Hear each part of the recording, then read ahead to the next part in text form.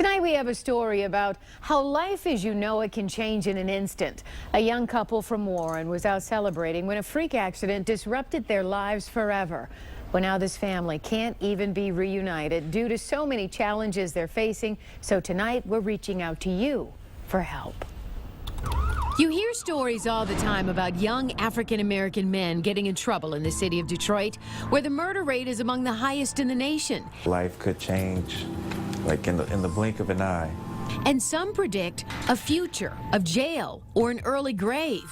You're lucky to have air to breathe. But not Mike Miller. He grew up on the East Side, played sports, and despite allure of the streets, stayed on a straight and narrow path.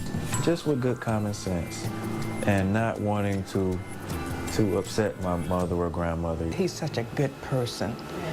He's always been helpful to everyone, and he's just an all-around good guy. Mike learned to tinker with cars, and that led to a small tow truck business. He even married his childhood sweetheart, who is now a first-grade teacher. It's been 11 years now. My wife actually lived across the street from me. They waited to start a family.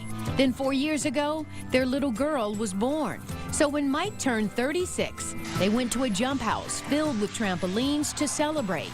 Then, the unthinkable. You know, 1 minute we're having fun, and the next minute we're in an ambulance and on our way to the hospital. Why my son? You know, out of all the people in the world, why did it have to happen to my son? And you just start praying. Mike had difficulty moving. Testing was tedious at Beaumont Hospital in Royal Oak. I just didn't want to hear it. I think that was it. I just didn't want to hear that word. The word paralysis, I didn't want to hear it. Paralyzed from the neck down. I just accept that it happened, you know. At this point, unfortunately, I can't rewind time, you know, and make it not happen. So all I could do is move forward, and you know, my best chances of recovery are to keep a positive attitude about it and work as hard as I can. He's undergone weeks of intense physical therapy. He's been in and out of the hospital. Still, he's been unable to return home. We don't even have a way for him to get into the home. We'd love to him to be able to maneuver around the house. You know, that's almost close to impossible. The doorways are too tight for his wheelchair. We don't even have the basic things that we need for Mike. Starting with the hospital bed,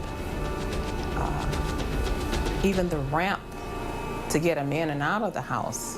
They also lack transportation to get him to and from appointments. Instead, they call area agencies, which charge $120 both ways. Don't ever give up, son. I mean, through prayer and faith, we're going to get through this. And most of the time, he has to encourage me. I asked Makia what it would mean if there was help available. I love him dearly, and he's been an awesome husband and an awesome father. And just, he's really been my protector, and just really been an awesome man. And I just really want, you know, honestly, whatever help would be a great help. I hope to be the same man, a greater man than I was before this incident. Boy, just a wonderful family there, and we are certainly taking action for Mike and Makia Miller tonight, and we need your help.